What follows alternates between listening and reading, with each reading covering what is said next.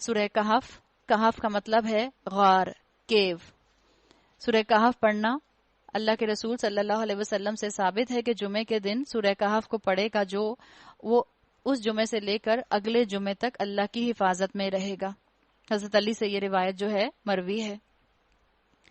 اور سورہ کہف کے لیے یہ بھی آتا ہے کہ سورہ کہف پڑھنے والا جو ہے انسان، وہ دنیا کے دجل سے محفوظ رہتا ہے، دجال کے فتنے سے محفوظ رہتا ہے۔ الکہف پڑھنے والے کے اوپر اللہ کے رسول صلی اللہ علیہ وسلم کے کہنے کے مطابق سکینت نازل ہوتی ہے۔ آج کل جو دنیا کا دھوکہ، دنیا کا دجل بڑھتا جا رہا ہے، تو ہم بھی ضرور جمعے کے دن سورہ کہف پڑھنے کا اہتمام کریں اور اپنے بچوں کو بھی سورہ کہف پڑھنے کا ضرور کہیں۔ جمعے کے دن کا وظیفہ بہترین درود شریف، درود ابراہیمی اور یہ سورہ کہف۔ اگر آپ کو کسی جمعے میں پوری سورہ کہف پڑھنے کا موقع نہ بھی ملے تو احادیث سے پہلی 10 آیات اور آخری 10 آیات کا بھی اندازہ معلوم ہوتا ہے کہ وہ بھی پڑھی جا سکتی ہیں، اور سورہ کہف کی پہلی 10 آیات کو آپ آرام سے یاد بھی کر سکتے ہیں، تو ضرور اس کا اہتمام کریں۔ الحمدللہ الذی انزل علی عبدہ الکتاب ولم یجعل لہ عوجا۔ تعریف اللہ ہی کے لیے ہے جس نے اپنے بندے پر یہ کتاب نازل کی اور اس میں کوئی ٹیڑھ نہ رکھی۔ بتا دیا گیا اللہ تعالیٰ نے بیلنسڈ کتاب، ماڈریٹ کتاب نازل کی ہے جو انسان کی فطرت کے تقاضے پورے کرتی ہے۔ غیر فطری روک ٹوک اس میں نہیں ہے، بالکل فطرت سے میچ کرتی ہوئی کتاب ہے، اس میں کوئی ٹیڑھ نہیں، ٹھیک ٹھیک سیدھی بات کہنے والی کتاب، تاکہ وہ لوگوں کو اللہ کے سخت عذاب سے خبردار کر دے اور ایمان لا کر نیک عمل کرنے والوں کو خوشخبری دے دے کہ ان کے لیے بڑا اچھا اجر ہے جس میں وہ ہمیشہ رہیں گے، اور ان لوگوں کو ڈرا دے جو کہتے ہیں کہ اللہ نے کسی کو بیٹا بنایا ہے، اس بات کا نہ انہیں کوئی علم ہے اور نہ ان کے باپ دادا کو تھا، بڑی بات ہے جو ان کے منہوں سے نکلتی ہے، وہ محض جھوٹ بولتے ہیں۔ اچھا اے نبی صلی اللہ علیہ وسلم، شاید تم ان کے پیچھے غم کے مارے اپنی جان کھو دینے والے ہو اگر یہ اس تعلیم پر ایمان نہ لائے۔ آپ دیکھیں صحابہ نے کس طرح سے اپنی زندگیاں لگا دیں دین کے لیے، جس کتاب کی حفاظت میں اتنا خون بہا ہے، جس کتاب کے لیے رسول اللہ صلی اللہ علیہ وسلم نے اپنی زندگی کے 23 سال لگا دیے، صرف کر دیے، وقف کر دیے۔ آپ کو ذہنی اذیتیں دی گئیں، آپ کو جسمانی اذیتیں دی گئیں، آپ کو وربل پرسیکیوشن کیا گیا۔ اس کتاب کے اوپر اگر آپ اور میں ایمان نہیں لائیں گے تو سوچیں اللہ کے رسول صلی اللہ علیہ وسلم کو قیامت کے دن کتنا دکھ ہوگا اس امت کے بارے میں۔ اللہ نے کہا کہ آپ ان کے لیے اپنی جان کو گھلا دینے والے ہیں کہ یہ ایمان نہ لائیں۔ صحابہ کو دیکھ کر رسول اللہ صلی اللہ علیہ وسلم کو کتنی خوشی ہوتی ہوگی، اور جب ہماری امت اللہ کے رسول کے سامنے روز محشر پہنچے گی تو پھر اللہ کے رسول میرے اور آپ کے لیے کیا سوچیں گے؟ وہی جو سورہ فرقان میں ہم پڑھ لیں گے کہ اللہ کے رسول آپ کے اور میرے خلاف گواہی دیں گے کہ اللہ میری اس قوم نے قرآن کو چھوڑ دیا تھا، اور پھر وہ ہمارے حق میں شفاعت نہیں کریں گے۔ واقعہ یہ ہے کہ جو کچھ سر و سامان بھی زمین پر ہے اس کو ہم نے زمین کی زینت بنایا ہے تاکہ ان لوگوں کو آزمائیں ان میں کون بہتر عمل کرنے والا ہے۔ آخرکار اس سب کو ہم چٹیل میدان بنا دینے والے ہیں۔ یعنی اللہ نے ایک عارضی ٹینٹ لگایا ہے دنیا کا، جیسے ٹینٹ رول کر دیا جاتا ہے، اٹھا دیا جاتا ہے، ایسے ہی ایک دن دنیا کو بھی رول کر دیا جائے گا۔ اب ایک واقعہ شروع ہو رہا ہے، ایک قصہ شروع ہو رہا ہے۔ سورہ یوسف میں آپ نے حضرت یوسف علیہ السلام کی جوانی کا قصہ پڑھا تھا، وہ ایک انفرادی قصہ تھا۔ اسی طرح یہاں پر بھی نوجوانوں کی بات ہے، یہاں ایک یوتھ گروپ کی بات ہے، پورے کے پورے نوجوانوں کے گروپ کی بات ہے جنہوں نے اپنے لیے ڈیسائیڈ کیا کہ ہم اللہ کی بندگی اپنی زندگی میں لے کر آئیں گے۔ قرآن کے یہ قصے کو آپ اگر گبنس کی ہسٹری پڑھیں تو اس کے اندر بھی سٹوری آف 7 سلیپرز کے نام سے یہ وہاں موجود ہے۔ کیا تم سمجھتے ہو کہ غار اور قطبے والے ہماری کوئی بڑی عجیب نشانیوں میں سے تھے؟ جب وہ چند نوجوان غار میں پناہ گزین ہوئے اور انہوں نے کہا، اے ہمارے پروردگار، ربنا آتنا من لدنک رحمہ وہیئ لنا من امرنا رشدا، اے ہمارے پروردگار ہم کو اپنی رحمت خاص سے نواز اور ہمارا معاملہ درست کر دے۔ یہ وہ لوگ تھے جنہوں نے اپنا فیتھ ڈکلیئر کیا تھا۔ تو ہم نے انہیں اسی غار میں تھپک کر سالہ سال کے لیے گہری نیند سلا دیا، بالکل جیسے ماں اپنے بچے کو تھپک تھپک کر سلا دیتی ہے۔ تو اللہ تعالیٰ نے بتایا کہ یوتھ کا کانفیڈنس ہوتا ہے۔ جس دور میں یہ نوجوان تھے اس دور میں شرک بہت عام تھا، تو یہ چند نوجوان تھے جنہوں نے کہیں سے ان کے کان پر کوئی آواز پڑی حق کی، اور انہوں نے کہا کہ ہم اس حق کو اپنی زندگی میں شامل فرمائیں گے، ہم اس حق کے اوپر، اس بندگی کے اوپر زندگی گزاریں گے. اور انہوں نے یہ فیصلہ کیا کہ اس دنیا میں، اس معاشرے میں رہتے ہوئے تو ہمیں اس حق پر قائم رہنے کا موقع نہیں مل سکتا، تو ہم اس جگہ کو چھوڑ کر چلے جاتے ہیں. تو جب جگہ کو چھوڑ کر گئے تو انہوں نے پناہ لی غار کے اندر. کہا جاتا ہے، روایات میں آتا ہے کہ بہت کھاتے پیتے گھرانے کے لڑکے تھے، کھاتے پیتے گھرانے کے بچے تھے. اللہ تعالیٰ نے ان کو مقام دیا. تو یوتھ کے اندر یہ کانفیڈنس ہوتا ہے کہ یوتھ جو ہے اگر ایک دفعہ حق پر آ جائے تو پھر آپ اس کو ہٹا نہیں سکتے.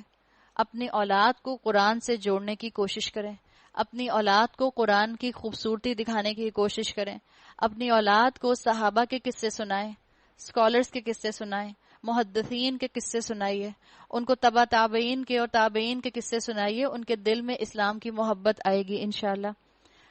پھر ہم نے انہیں اٹھایا، پہلے اللہ نے کہا ہم نے ان کو سلا دیا تھپک کر، پھر ہم نے انہیں اٹھایا تاکہ دیکھیں کہ ان دو گروہوں میں سے کون اپنی مدت قیام کا ٹھیک شمار کرتا ہے. دنیا ان نوجوانوں کے سامنے کھلی تھی، جو چاہتے کرتے، لیکن انہوں نے توحید پر عمل کرنے کے لیے اپنے لیے غار کو سلیکٹ کیا. اللہ کی محبت میں انہوں نے دنیا چھوڑ دی تو پتھروں کی گود میں بھی اللہ نے ان کو سلا دیا. جب سکون دل کے اندر ہوتا ہے تو انسان کو پتھروں پر بھی نیند آ جاتی ہے. حالانکہ کتنے ایموشنل ٹراما سے گزرے ہوں گے جب گھر بار چھوڑ کر آئے ہوں گے، لیکن دیکھیں اللہ نے ان کو نیند دے دی. ہم ان کا اصل قصہ تمہیں سناتے ہیں. وہ چند نوجوان تھے جو اپنے رب پر ایمان لے آئے تھے. ہم نے ان کو ہدایت میں ترقی بخشی تھی. ہم نے ان کے دل اس وقت مضبوط کر دیے جب وہ اٹھے اور انہوں نے یہ اعلان کر دیا، ہمارا رب تو بس وہی ہے جو آسمانوں اور زمین کا رب ہے، ہم اسے چھوڑ کر کسی دوسرے معبود کو نہ پکاریں گے. اگر ہم ایسا کریں تو بالکل بے جا بات کریں گے. پھر انہوں نے آپس میں ایک دوسرے سے کہا، یہ ہماری قوم تو رب کائنات کو چھوڑ کر دوسرے خدا بنا بیٹھی ہے. یہ لوگ ان کے معبود ہونے پر کوئی واضح دلیل کیوں نہیں لاتے؟ آخر اس شخص سے بڑا ظالم اور کون ہو سکتا ہے جو اللہ پر جھوٹ باندھے؟ اب جب کہ تم ان سے اور ان کے معبودان غیر اللہ سے بے تعلق ہو چکے ہو تو چلو اب فلاں غار میں چل کر پناہ لو. تمہارا رب تم پر اپنی رحمت کا دامن وسیع کرے گا اور تمہارے کام کے لیے سر و سامان مہیا کرے گا. یعنی یاد رکھیں، جتنی بڑی قربانی ہوتی ہے اللہ کی طرف سے اتنی ہی بڑی مدد آتی ہے. اللہ جتنی بڑی آزمائش میں ڈالتا ہے، اللہ اسی طرح سے اسی پروپورشن میں بڑھ کر اللہ اپنے بندے کی مدد بھی کرتا ہے. اللہ نے کائنات کو ان کا ساتھی بنا دیا. تم انہیں غار میں دیکھتے تو تمہیں یوں نظر آتا کہ سورج جب نکلتا ہے تو ان کو چھوڑ کر دائیں جانب چڑھ جاتا ہے، اور جب غروب ہوتا ہے تو ان سے بچ کر بائیں جانب اتر جاتا ہے. اور وہ ہیں غار کے اندر ایک وسیع جگہ میں پڑے ہوئے ہیں.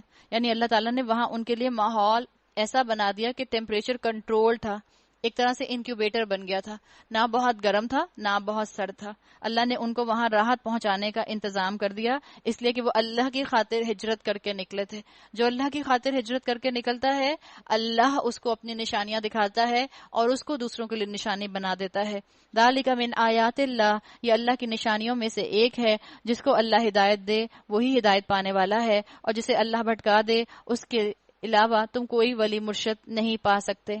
تو ایمان کی طاقت آپ کو دکھائی گئی کہ جب ایمان کی طاقت ہوتی ہے تو وہ انسان کو بڑے بڑے صلاحیتوں کے ساتھ قربانی کرنے کے لیے آگے بڑھا دیتی ہے، ورنہ آسان نہیں ہوتا اپنے کمفرٹ زون کو چھوڑنا.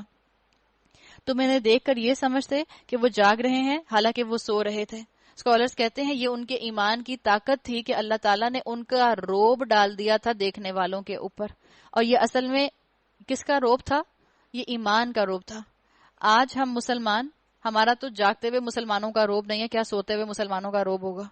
ہم تو سوتے ہیں تو بے ہوش ہو کے سوتے ہیں، غافل ہو کر سوتے ہیں، اور ہم زندہ ہوتے ہیں جاگتے ہیں تو بھی غافل ہو کر زندگی گزارتے ہیں. اس لیے ہم مسلمانوں کا آج کوئی روب نہیں ہے. ہم انہیں دائیں بائیں کروٹ دلواتے رہتے تھے، یعنی اللہ تعالیٰ نے ان کے لیے انتظام کر دیا بلڈ سرکولیشن کا تاکہ ان کو بیڈ سورز نہ ہو.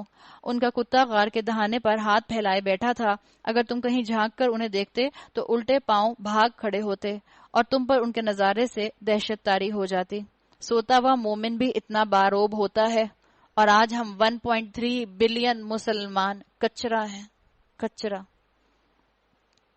اسی عجیب کرشمے سے ہم نے انہیں اٹھا بٹھایا تاکہ ذرا آپس میں پوچھ گچھ کریں. ان میں سے ایک نے پوچھا، کہو کتنی دیر اس حال میں رہے؟ دوسروں نے کہا، شاید دن بھر یا اس سے کچھ کم رہے ہوں گے.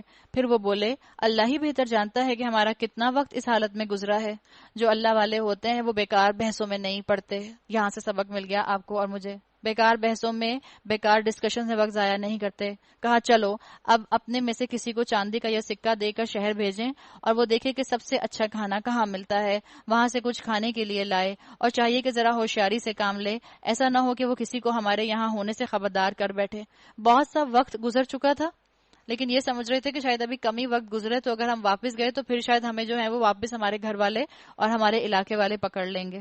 اگر کہیں ان لوگوں کا ہاتھ ہم پر پڑ گیا تو بس سنسار ہی کر ڈالیں گے، یا پھر زبردستی ہمیں اپنی ملت میں واپس لے جائیں گے.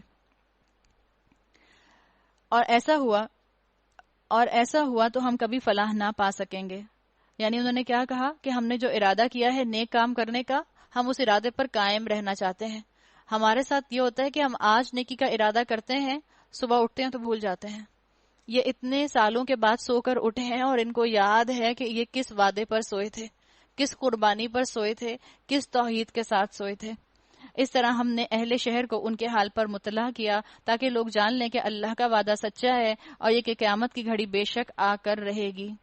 مگر ذرا خیال کرو کہ جب سوچنے کی اصل بات یہ تھی کہ اس وقت وہ آپس میں اس بات پر جھگڑ رہے تھے کہ ان اصحاب کہف کے ساتھ کیا کیا جائے. یعنی یہ روایات میں آتا ہے، جو پتہ چلتا ہے کہ یہ گئے اور ان کو کھانا لے کر آئے، پھر اللہ تعالیٰ نے ان کو طبعی موت دے دی، پھر ان کی موت واقع ہو گئی. جب ان کی موت واقع ہو گئی تو جب لوگوں کو پتہ چلا یہ تو اتنے پرانے لوگ ہیں جو اب تک زندہ تھے، چلتے پھرتے تھے، اور اب ان کو موت واقع ہوئی ہے، تو انہوں نے کہا کہ یہ تو اللہ کے ولی ہیں. انہوں نے اس کی پرستش کرنا شروع کر دی، ان اصحاب کہف کی، اور شیطان نے ان کو اس طرح ٹریپ کیا. تو اس کی طرف آگے اشارہ آ رہا ہے.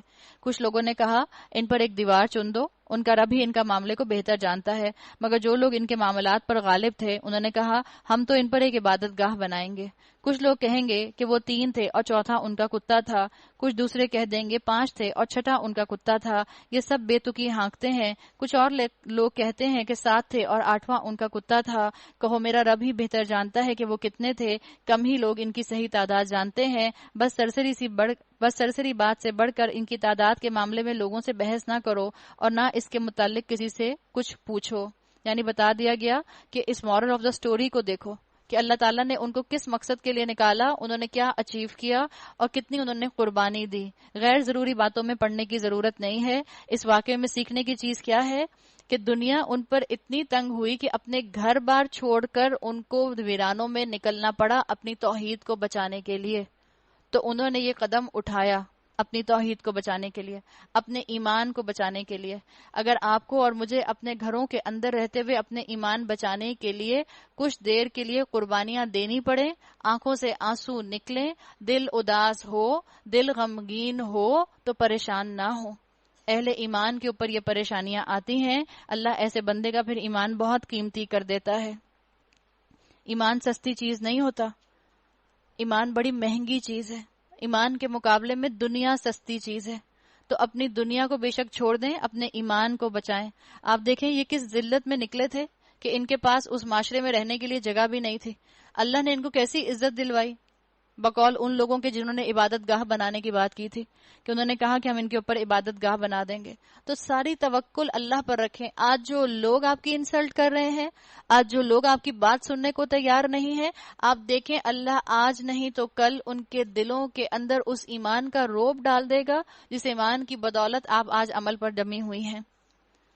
دیکھو کسی چیز کے بارے میں کبھی یہ نہ کہا کرو کہ میں کل یہ کام کر دوں گا. یعنی انشاءاللہ کہنے کی دلیل قرآن سے مل گئی، سورہ کہف کی آیت نمبر 24 سے 23 اور 24 دونوں سے. وَلَا تَقُولُوا لِشَيْءٍ إِنِّي فَاعِلٌ ذَلِكَ غَدًا إِلَّا أَن يَشَاءَ اللَّهُ. کبھی یہ ایسے نہ کہا کرو کہ میں یہ کام کل کر دوں گا، بلکہ کہا کرو اللہ کی اجازت سے. مسلمان کا مطلب کیا ہوتا ہے جب مسلمان کہتا ہے کسی کام کے اوپر انشاءاللہ، میری طرف سے پوری کوشش ہے، میں پوری کوشش کروں گی، میں پورا ایفرٹ لگاؤں گی، لیکن اگر اللہ کو منظور نہ ہوا تو یہ کام نہ ہوگا. یہ مطلب ہے انشاءاللہ کا، اور قرآن کے اندر آپ کو اس کی دلیل مل گئی. تم کچھ نہیں کر سکتے الا یہ کہ اللہ چاہے. اگر بھولے سے ایسی بات زبان سے نکل جائے تو فوراً اپنے رب کو یاد کرو اور کہو امید ہے کہ میرا رب اس معاملے میں رجھ سے قریب تر بات کی طرف میری رہنمائی فرمائے گا. روایات میں آتا ہے کہ یہودیوں کے کہنے پر یہودیوں نے کچھ سوالات رسول اللہ صلی اللہ علیہ وسلم سے پوچھے تھے تو آپ نے کہا کہ میں کل بتا دوں گا. جبرائیل علیہ السلام نہیں آئے کئی دن تک. تو آپ صلی اللہ علیہ وسلم کو یہ سکھا دیا گیا کہ آپ جب کسی کام کے کل کرنے کا ارادہ کریں، آنے والے وقت میں کرنے کا ارادہ کریں تو انشاءاللہ کہہ دیا کریں. یہودیوں نے جو 3 سوال پوچھے تھے ان میں ان کا ایک سوال تھا، انہوں نے روح کے بارے میں پوچھا تھا کہ روح کیا ہوتی ہے. دوسرا انہوں نے اصحاب کہف کے بارے میں پوچھا تھا، اور تیسرا انہوں نے کنگ سائرس ذوالقرنین کے بارے میں پوچھا تھا. انہی تینوں سوالوں کے جواب سورہ کہف میں دے دیے گئے، اور وہ اپنے غار میں 300 سال رہے، اور کچھ لوگ مدت کے شمار میں 9 سال اور بڑھ گئے ہیں. تم کہو اللہ ان کی قیام کی مدت زیادہ جانتا ہے. آسمانوں اور زمین کے سب پوشیدہ احوال اسی کو معلوم ہے. کیا خوب ہے وہ دیکھنے والا، اب سر بھی و اسمع، اور کیا خوب ہے وہ سننے والا. کون ہے یہ؟ آپ کا اور میرا رب، زمین اور آسمان کی مخلوقات کا رب. کوئی خبرگیر اس کے سوا نہیں، اور وہ اپنی حکومت میں کسی کو شریک نہیں کرتا. اے نبی صلی اللہ علیہ وسلم، تمہارے رب کی کتاب میں سے جو کچھ تم پر وحی کیا گیا ہے اسے جوں کا توں سنا دو. لا مبدل لکلماتی، کوئی اس کے فرمودات کو بدل دینے کا مجاز نہیں ہے. اور اگر تم کسی کی خاطر اس میں رد و بدل کرو گے تو اس سے بچ کر بھاگنے کے لیے کوئی جائے پناہ نہ پاؤ گے. اور اپنے دل کو ان لوگوں کی معیت پر مطمئن کرو جو اپنے رب کی رضا کے طلبگار بن کر صبح اور شام اسے پکارتے ہیں، اور ان سے ہرگز نگاہ نہ پھیرو. بتا دیا گیا آپ صلی اللہ علیہ وسلم کو اچھی صحبت اختیار کرو. رسول اللہ کو کہا جا رہا ہے کہ اچھی صحبت اختیار کرو. اچھی صحبت رکھنے سے کوئی بھی بے نیاز نہیں ہے، اللہ کے رسول بھی بے نیاز نہیں ہے. تو جب اللہ کے رسول کو کہا گیا تو آپ اور میں کیسے اس سے بری الذمہ ہو سکتے ہیں؟ برے لوگوں کی صحبت انسان کو اچھے لوگوں سے بدگمانی کا شکار کر دیتی ہے، اور انسان زیادہ تر اپنے دوستوں کے سٹائل پر ہوتا ہے. تو اچھے لوگوں کی صحبت اختیار کرنے کی طرف اللہ نے بتا دیا کہ ایسی جگہ پر رہو جو لوگ تمہیں نیکیوں کی طرف بلائیں. ایسی کتابیں پڑھو جن کتابوں سے تمہیں نیکیاں کرنے میں انسینٹیوز ملیں. ایسا لٹریچر نہ پڑھو جو پڑھ کر تم اسلام سے بدظن ہو جاؤ. اللہ کی بات مانو. امام ابو حنیفہ کہا کرتے تھے کہ برے کی صحبت سے بچو، اس لیے کہ برے کی صحبت نیک لوگوں سے بدگمان کر دیتی ہے. برا جو ہوگا وہ نیک انسان کا مذاق بنا لے گا. کیا تم دنیا کی زینت پسند کرتے ہو؟ کسی ایسے شخص کی اطاعت نہ کرو جس کے دل کو ہم نے اپنی یاد سے غافل کر دیا ہے، اور جس نے اپنی خواہش نفس کی پیروی اختیار کر لی ہے، اور جس کا طریقہ کار افراط و تفرید پر مبنی ہے. بتا دیا گیا غافلوں کی مسجد میں ضرورت کی حد تک جا سکتے ہو بس. اگر تمہارے اپنے رشتہ داری غافل ہو تو کیا کرو؟ ظاہر ہے آپ صلہ رحمی تو کریں گے، قطع رحمی تو نہیں کر سکتے. ضرورت کے حد تک کریں اور ان تک پیغام پہنچانے کی کوشش کریں.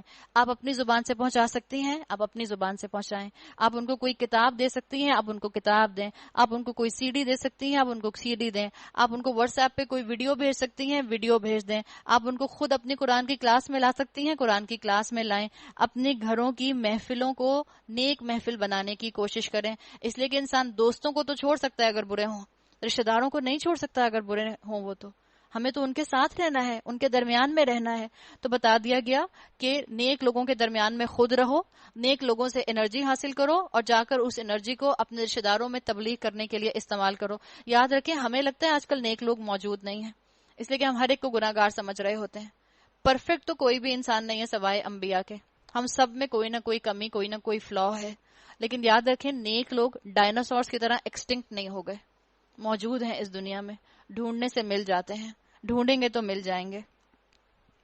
اور نیک لوگ جہاں ہوتے ہیں، جہاں آپ کی محفل نیک ہوتی ہے، وہاں فرشتے پر پھیلا کر موجود ہوتے ہیں. صاف کہہ دو یہ حق ہے تمہارے رب کی طرف سے. اب جس کا جی چاہے مان لے، جس کا جی چاہے انکار کر دے. اللہ کا شاہانہ انداز ہے. فمن شاء فلیؤمن ومن شاء فلیکفر. اللہ زبردستی کسی کے گلے سے ہدایت انڈیلے گا نہیں. جو چاہے ہدایت لینا وہ ہدایت لے لے، جس کو نہیں چاہیے وہ نہ لے. ہم نے انکار کرنے والے ظالموں کے لیے ایک آگ تیار کر رکھی ہے جس کی لپٹیں انہیں گھیرے میں لے چکی ہیں. اللہ نے بتا دیا کہ اگر تمہیں لگتا ہے کہ تم نیک لوگوں کے ساتھ نہیں رہ سکتے تو اپنا انجام دیکھ لو. یہ انجام ہوگا. اور ان کی باتوں میں نہ آنا. جو برے لوگ ہوتے ہیں وہ تمہیں کیا کہتے ہیں؟ If you are not with us, it means you are against us. ان کی باتوں میں مت آنا. اللہ کے دین پر جم جانا، ورنہ جہنم ٹھکانہ بنے گی.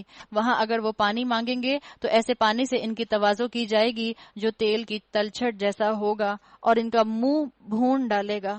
بدترین پینے کی چیز، یشوی الوجوہ، اور بہت بری آرام گاہ۔ دوڑ رہا ہے رمضان تیزی کے ساتھ، اپنی بخشش کا سامان کر لیں، اس جہنم سے اللہ کی پناہ میں آ جائیں، خوب کثرت کے ساتھ دعائیں کریں اس جہنم سے بچنے کے لیے، اپنے رشتہ داروں کے لیے، اپنی اولاد کے لیے، اپنے ملک کے لیے، اپنی امت کے لیے، سب کے لیے۔ اللہ تعالیٰ جہنم سے ہر دن رمضان کے مہینے میں کئی لوگوں کو آزاد کرتا ہے۔ اللہ سے دعا کریں کہ اللہ مجھے ایسے لوگوں میں شامل فرما جس کو جہنم میں جانے کی ضرورت ہی نہ پڑے۔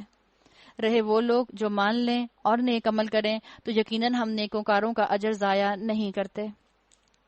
ان کے لیے سدا بہار جنتیں ہیں جن کے نیچے نہریں بہہ رہی ہوں گی، وہ وہاں سونے کے کنگنوں سے آراستہ کیے جائیں گے، باریک ریشم اور اطلس اور دیبا کے سبز کپڑے پہنیں گے، اونچی مسندوں پر تکیہ لگا کر بیٹھیں گے۔ بہترین اجر اور اعلیٰ درجے کی جائے کا قیام ان کے لیے ہے۔ اے نبی صلی اللہ علیہ وسلم، ان کے سامنے ایک مثال پیش کرو۔ دو شخص تھے، ان میں سے ایک کو ہم نے انگور کے 2 باغ دیے اور ان کے گرد کھجور کے درختوں کی باڑ لگائی اور ان کے درمیان کاشت کی زمین رکھی۔ دونوں باغ خوب پھلے پھولے اور بارآور ہونے میں انہوں نے ذرا سی بھی کسر نہ چھوڑی۔ ان باغوں کے اندر ہم نے ایک نہر جاری کر دی اور اسے خوب نفع حاصل ہوا۔ امیر بندے کا ذکر کیا جا رہا ہے، ابنڈنس کی مثال دی جا رہی ہے۔ ایسا انسان جس کو اللہ تعالیٰ نے خوب بزنس میں پروفٹ دیا تھا، سٹاک بھی اوپر جا رہا ہے، بزنس بھی اوپر جا رہی ہے، مارکیٹ بھی اوپر جا رہی ہے، ریئل اسٹیٹ بھی اوپر جا رہی ہے، گولڈ جو ایز اے کموڈٹی لے کر رکھا ہے وہ بھی اوپر جا رہا ہے، نور ان علی نور، پروموشن پر پروموشنز ہو رہی ہیں، خوب پروفٹ مل رہے ہیں۔ بالکل یہ علامت یہاں پر بتائی گئی۔ یہ کچھ پا کر ایک دن وہ اپنے ہمسائے سے بات کرتے ہوئے بولا، یہ کچھ پا کر میں تو اس سے زیادہ مالدار ہوں۔ جیسے اس روایات میں کیا آتا ہے کہ اپنے دوست کو جو کہ غریب تھا، یہ خود جو امیر تھا، اپنے باغ کی سیر کرانے کے لیے لے گیا۔ اور سیر کرانے کے لیے کیوں لے کے گیا؟ تاکہ دوست جو ہے اس کے باغ کی تعریف کرے۔ آپ بعض لوگوں کے گھر جائیں، وہ آپ سے کہتے ہیں آئیں میں آپ کو اپنا گھر دکھاتی ہوں۔ اب ظاہری بات ہے آپ گھر دیکھے یہ تو نہیں کہتی ذرا بھی اچھا نہیں لگا، کمرے اتنے بڑے بڑے کیوں ہیں، مناسب نہیں ہیں، دروازے اتنے چھوٹے کیوں ہیں، اس میں سے تو ہمارا ٹی وی نہیں گزرے گا، مثال کے طور پہ۔ آپ کسی کے گھر جائیں اور وہ آپ سے کہے کہ میں آپ کو اپنا گھر دکھاتی ہوں، تو مطلب کیا ہوتا ہے کہ آپ ان کی تعریف کریں گی تاکہ وہ خوش ہو جائیں۔ تو جب اس نے بھی اپنے دوست کو اپنے باغ کی سیر کرائی، جب اپنے دوست کو اپنے باغ کی سیر کرائی اور دوست نے کچھ بولا نہیں، یہ کچھ پا کر ایک دن وہ اپنے ہمسائے سے بات کرتے ہوئے بولا میں تجھ سے زیادہ مالدار ہوں۔ دوست نے تو کچھ بولا نہیں، اس کے مال و دولت دیکھے خاموش رہا، متقی انسان ہے، اللہ کا بندہ ہے۔ اس نے کہا اس کی دولت اسی کو مبارک، اور تجھ سے زیادہ طاقتور نفری رکھتا ہوں۔ پھر وہ اپنے باغ میں داخل ہوا، جنت کا مطلب باغ میں داخل ہوا، اور اپنے نفس کے حق میں ظالم بن کر کہنے لگا میں نہیں سمجھتا یہ دولت کبھی فنا ہو جائے گی، اور مجھے توقع نہیں کہ قیامت کی گھڑی کبھی آئے گی۔ تاہم اگر کبھی مجھے اپنے رب کی حضور پلٹایا بھی گیا تو ضرور اس سے زیادہ شاندار جگہ پاؤں گا۔ پہلے والا انسان جو امیر ہے اپنے اخلاق سے بالکل ہی خالی ہے، اور اپنے دوست کے سامنے جس کے پاس وسائل نہیں ہیں اپنی دولت کا اظہار کر کے اس کا مذاق اڑا رہا ہے۔ تو یہاں واقعہ یہ ہے ایسے 2 انسانوں کا جن میں سے ایک دولت کا پجاری ہے، ایک اللہ کا نیک بندہ ہے۔ جو دولت کا پجاری ہے اس کو اللہ نے خوب دنیا عطا کی ہے، اور جو نیک بندہ ہے خاموش ہے، اللہ نے اس کو وسائل اتنے نہیں دیے اس کے مقابلے میں۔ بظاہر دنیا میں اس کی نظر میں امیر، دوست کی نظر میں فقیر ہے، لیکن اصل میں اللہ کے ہاں امیر ہے۔ اس کے ہمسائے نے گفتگو کرتے ہوئے اس سے کہا کیا تو کفر کرتا ہے اس ذات سے جس نے تجھے مٹی سے پیدا کیا اور پھر نطفے سے، اور تجھے ایک پورا آدمی بنا کھڑا کیا رہا میں تو میرا رب تو وہی ہے، اور میں اس کے ساتھ کسی کو شریک نہیں کرتا۔ اچھا مشورہ دے رہا ہے، غریب دوست تھا لیکن مشورہ اور اچھا دے رہا ہے اور بات اچھی کر رہا ہے۔ تو ضروری نہیں ہے ہر وقت ہر کوئی ڈگری رکھنے والا ہی اچھی بات کرے۔ آپ دیکھیں اسی دوست کی تبلیغ سے اس امیر آدمی کی آخرت آگے جا کر پتہ چلے گی کہ بچ گئی، اس نے اپنی اصلاح کر لی۔ تو تبلیغ کرنا بھی بڑی اچھی بات ہے۔ آپ اچھی بات کسی کو بھی بتا دیں، یہ مت دیکھیں سامنے والا برا منائے گا، سامنے والا کہے گا لو جی ملانی آ گئی، لو جی مدرسہ سٹارٹ ہو گیا، چلو جی درس کی محفل شروع ہو گئی۔ جب آپ کو کسی میں کوئی کمی کوتاہی نظر آئے آپ اس کو مینشن کر دیں۔ اللہ کے بندے احساس کمتری کا شکار نہیں ہوتے، یہاں سے یہ بات بھی پتہ چل رہی ہے۔ کسی کم پیسے والے کے اندر اپنا دین ہوتے ہوئے کمپلیکس نہیں ہونا چاہیے۔ کمپلیکس کا شکار اس کو ہونا چاہیے جس کے پاس حق نہیں ہے، جس کے پاس دین نہیں ہے، جس کے پاس رسول اللہ صلی اللہ علیہ وسلم کے احکامات نہیں ہیں. بتا دیا اس نے، بہت ہی ڈیسنٹ طریقے سے تبلیغ کر دی کہ میں اپنے رب کے ساتھ کسی کو شریک نہیں کرتا. اور جب تو اپنی جنت میں داخل ہو رہا تھا تو اس وقت تیری زبان سے یہ کیوں نہ نکلا ماشاء اللہ لا قوت الا باللہ.